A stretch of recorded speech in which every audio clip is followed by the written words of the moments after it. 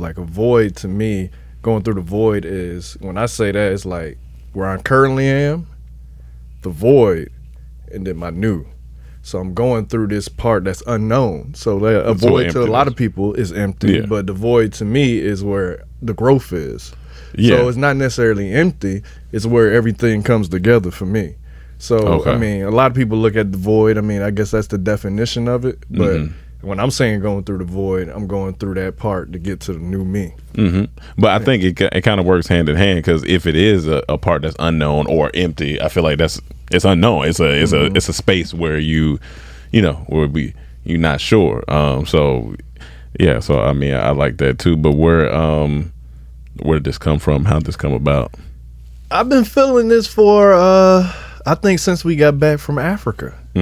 Like I feel like, and I think that's usually what happens after any type of trip that's like new to you. If you go to a new place, of course, but especially a transformative trip like we had to Africa. I've been feeling like, all right.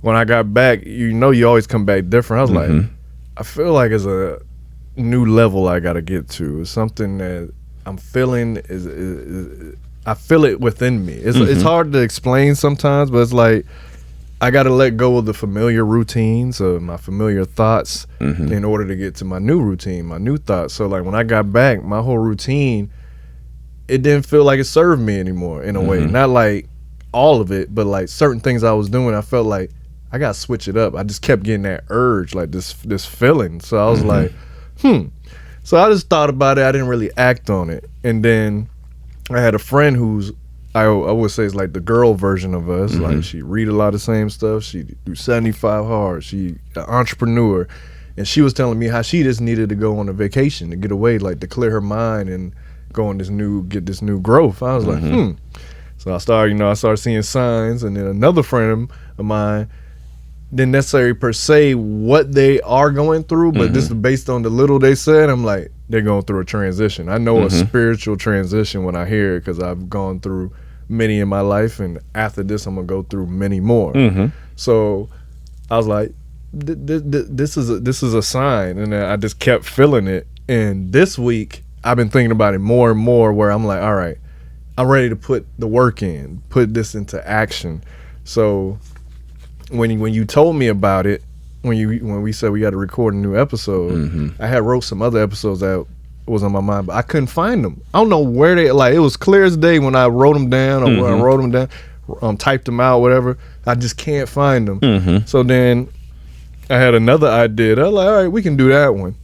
And I still want to do that one, but it didn't resonate with me as much as when I started reading today and it said something about the voice. I was like, all right, I feel like I got to talk about this. And I always feel like when we talk off the heart, what we going through, those are always the best episodes outside of guest episodes.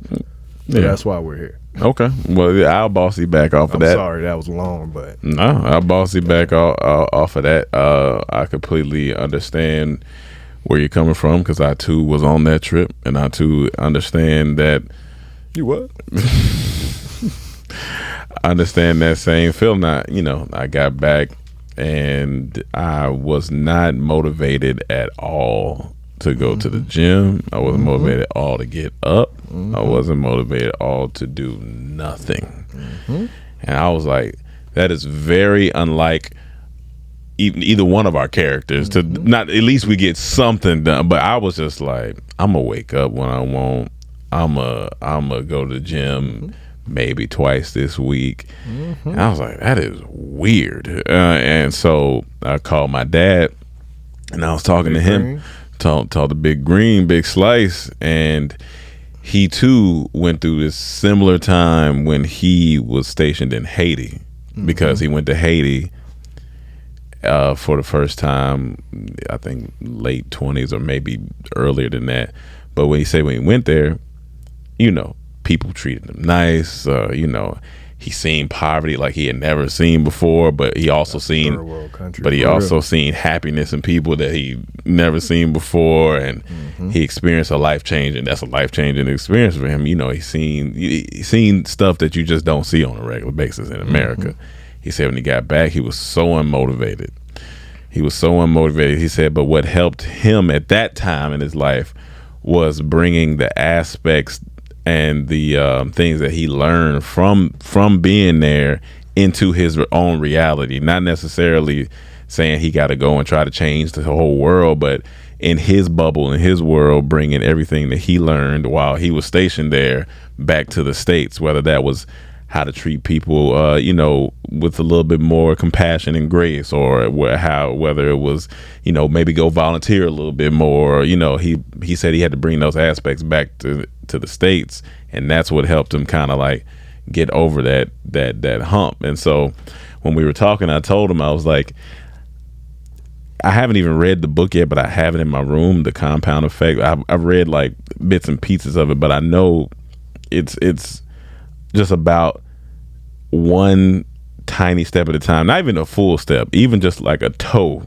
inch more. And I was like, I have to figure out how to get that inch going, because I can't get to the mile if I can't even get to the inch or the centimeter or whatever. And so I was like, I have to either start with 10 push-ups again, like go back to the basics, like go back to the like the basics of what I need, like whether that's, all right, I'm not gonna go to an actual gym, I'm gonna get some push-ups in. I'll start there and I'll leave it at that. The next day I'll do 20. I'll start there. Then maybe I'll go to the gym, and it kind of started to get me back in some type of rhythm. Am I fully there? I think I'm getting close, but we can dive into some other pieces. But that's kind of where let me boss you back off that again. So you bossy backed off me, I'm bossy back off you. It's funny you say. It's like sometimes I feel like, I don't know, because we're in such close quarters that we're in sync, like how girls' periods are. Our spirituality is in sync, because Zach same way.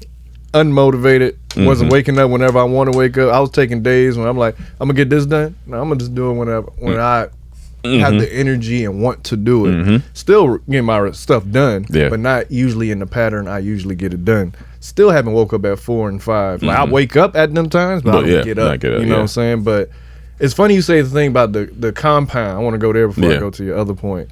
The compound interest, inch by inch. I just watched this interview, and I cut this clip from Monday Motivation of Larry June saying he only rapped 3 hours a day. He worked 3 hours a day. That's it. He said that's it, and then he go by his life. He said, I'll be cleaning up, washing my car, living my life. And she like, just 3 hours a day. He like, if you think about it, if I do 3 hours a day for 365 days, that's a lot. That's more consistent than most people are. Because he like, a lot of times rappers, they go to studio here all day, then maybe not for 2 days or 3 days and this and that. He said 3 hours a day, it adds up at the end.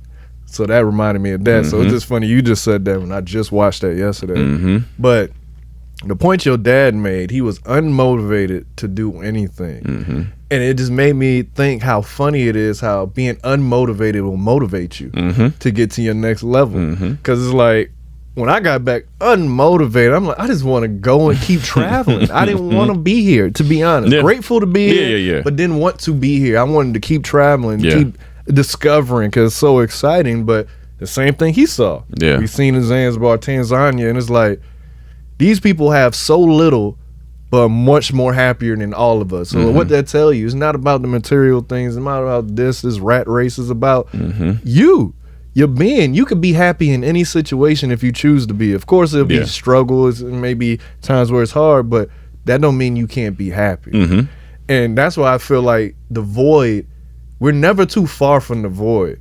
And the more we understand it, can lean into it, the easier it is to jump in it and jump out of it when you need it, or when you're going through that transition to get to the next level. When you say we're never too far from it, you feel like just in terms of what exactly? In terms of like, we're always going to run into it? Like, yes, because in life you're always going to be growing. So even this time when you go through this void, could be in 2 months, you got to go through it again. That's true. Next year, you definitely going to go through it again, however many times. It's constant growth in life, so you always going to go through the void. But with anything spiritual, like, the more you do it, the easier it is for the next time. So you're never too far from it. That's why I feel like we got to embrace that unknown, because a lot of the times as humans, we want certainty. We want security, but that's not the way the universe works. That's why they say you got to have faith. Or that's why in the spiritual realm, if you're not religious, they like, you just have to be and let the answers come to you. So it's almost like when you in them spaces, you got to start asking yourself questions. You got to get quiet, go within and be like, how can I love myself more? How can I love my family more? What do I want to do in my life? You know, you got to ask yourself them questions and wait for the answer to reveal itself. And it's a scary thing off of kind of like asking questions. Two things. One, off of the asking questions, because in the book The Instant Millionaire, he talks about everybody wants to be wealthy. Everybody wants to have, you know, cars, clothes, you know, the status, all this stuff. He said, but I guarantee you, if you walk up to somebody and you spark up a conversation with them and you say, yo, how much do you want to make this year? He said 90% of people never have an answer. They go, well, you know, he says it's rarely a time where they say, yeah, $1,770,000. It said because people are afraid to set it, thinking that they won't hit it, right? And scared to fail. And you got to start asking yourself, like, the deeper, why am I afraid to set that number?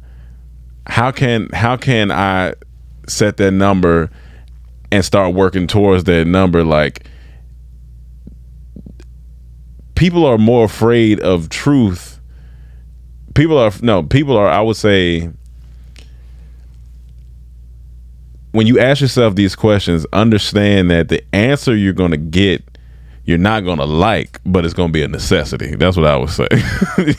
The answer you're going to get, you are not going to like it at all, because it's going to require you to do things that you would never require of yourself, or that somebody else will require of you. You know what I'm saying? Like, it's going to take you doing certain things, and that's why a lot of people don't ask themselves that question, because they know if I ask myself this and I'm truthful with myself, then I'm not going to like what I'm going to have to do in order to get there. And I think that's all in the void as well. It's like asking questions is part of that void. People want the reward without having to put in the work.